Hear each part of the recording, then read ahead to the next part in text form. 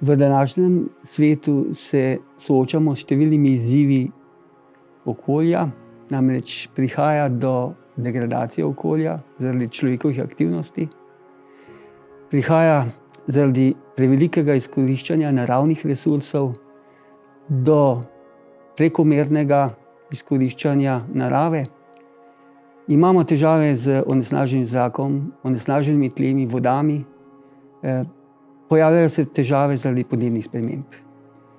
Vse to je neka slika, ki vpliva na nadaljnji razvoj vseh nas, se pravi človeštva, pa Evrope, pa Slovenije.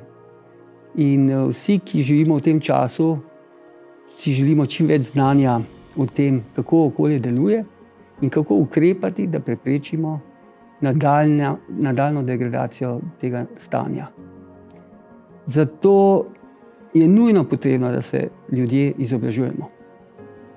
In ena izmed možnosti je seveda tudi visoka šola BNB, ki omogoča študentom in študentkam zares velik obseg različnih tematik, slišijo različna predavanja, spoznajo se z znanjem, širokim znanjem, od osnovnih procesov pa vse do pravnih vidikov in zakonodaje na področju okolja.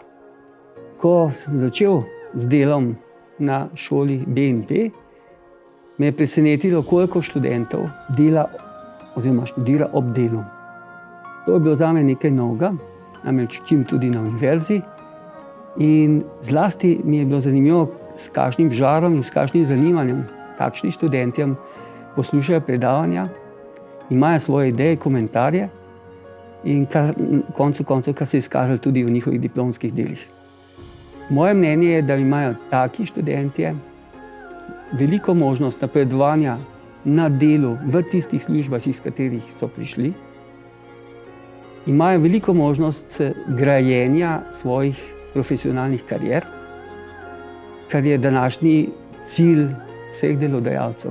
Imeti zadovoljne delavke in delavce in ljudi, ki gradijo svojo kariero na strokovnosti. Diplomanti lahko delujejo v vseh vrstah služb, tako v gospodarstvu kot v javnih službah, na občinah in dodajo nekaj tistega, kar potrebujemo vsi, to pa je skrb za okolje in skrb proti novim in novim degradacijam tega našega ljubega okolja.